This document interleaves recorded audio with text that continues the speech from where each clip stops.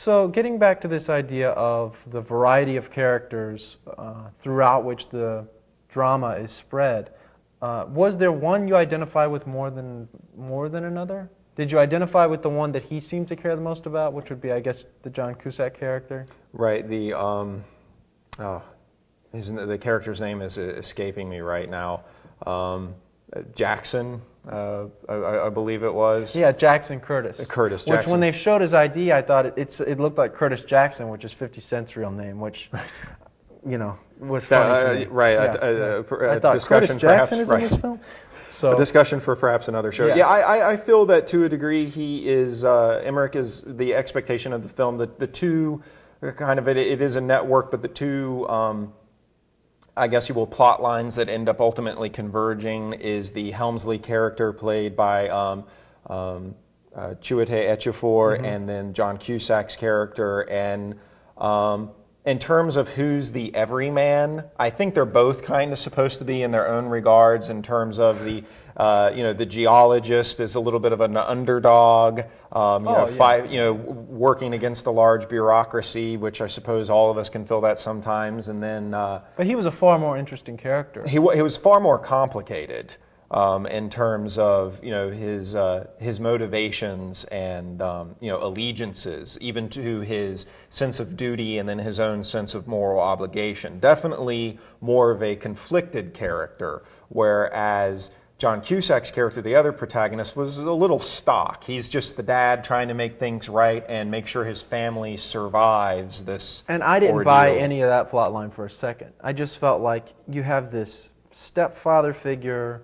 You have the mother who is never really forced to decide until certain events happen later in the plot, which once they do, no one cares. Once again, human life means nothing in one of these Emmerich films. And so I felt like I didn't care about any of that main family drama. And because disaster's happening all the time for the final 2 hours of the film, you reach a point where you feel like, why couldn't this be an event-centered film, where it's leading up to, or it's in some way revolving around one main cataclysmic event, rather than having it distributed throughout. I understand they're trying to say that everywhere in the world is in peril, but at the same time, it loses its effect. And we lose our investment in the characters if we know that they're going to magically hop to the next continent regardless of what happens. You just lose all investment as an audience, I think.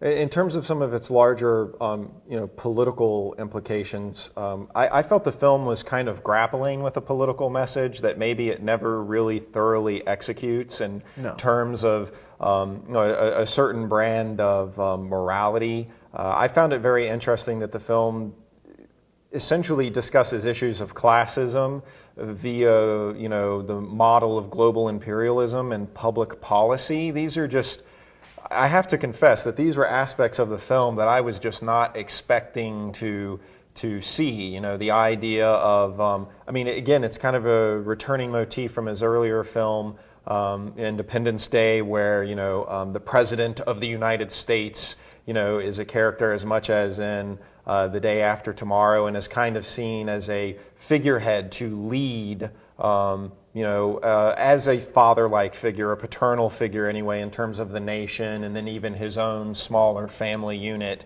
again, kind of as an emblem. Did any of this work for you, or does it kind of seem to be maybe a mode of his narratives that has just kind of played itself out? Well, I don't know if it played itself out as much as it just failed here, because I think in Independence Day, which is a legitimately great movie, it distributed those virtues amongst the different male and female characters. But so you have, the astronaut, the scientist, the president. You have these characters that can share and represent these different virtues that will lead up to some sort of possibly ironic statement of American exceptionalism and our role within the universe, literally within Independence Day.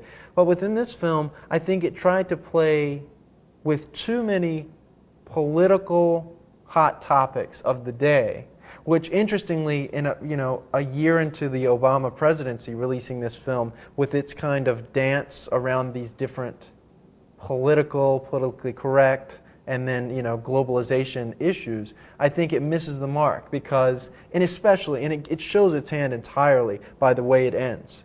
the final narrative event where we make a certain discovery. We won't spoil it for the viewers, but let's just say what survives within the world is this very, very heavy-handed, well-meaning, but heavy-handed way of saying we've gotten past a certain thing culturally. Right. But I think it's doing it from such a weird, specifically American, possibly guilt-ridden perspective that it doesn't solve the world crisis that the rest of the film sets up.